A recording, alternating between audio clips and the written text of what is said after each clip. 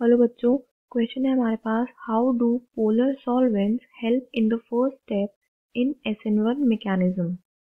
तो SN1 mechanism में क्या होता है, देखो SN1 मैकेनिज्म की बात करें अगर हम, तो ये 2 स्टेप्स में होती है रिएक्शन, ठीक है। और यहाँ पे क्या बनता है, कार्बोकेटायन बनता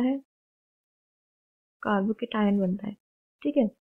अब हम पोलर सॉल्वेंट्स की बात करें तो देखो, पोलर सॉल्वेंट्स जो होते हैं हमारे, पोलर सॉल्वेंट्स ये 2 टाइप के होते हैं। एक होता है पोलर प्रोटिक सॉल्वेंट्स,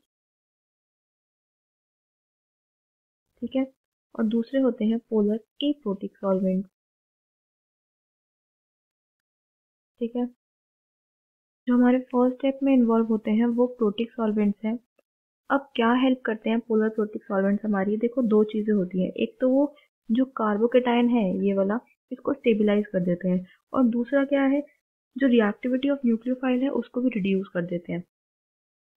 तो देखो, जब भी हमारा कोई कार्बोकेटायन है, फॉर एग्जांपल हम C+ ले लेते हैं, ये कार्बोकेटायन है, और मीडियम में हमारे पास एक पोलर प्रोटिक सॉल्वेंट है, मतलब मेथनॉल, ठीक है, CH3OH, ठीक है।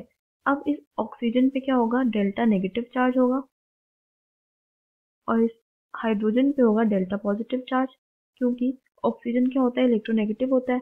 तो ये सॉल्वेंट क्या कर लेते हैं, देखो ये जो कार्बोकेटायन है इससे इंटरेक्शन कर लेते हैं, डाइपोल डाइपोल इंटरेक्शन हो जाती है यहाँ पे, ठीक है।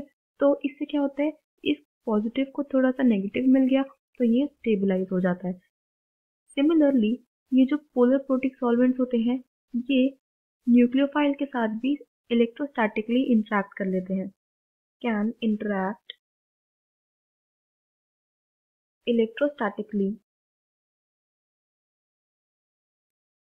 electrostatically with nucleophiles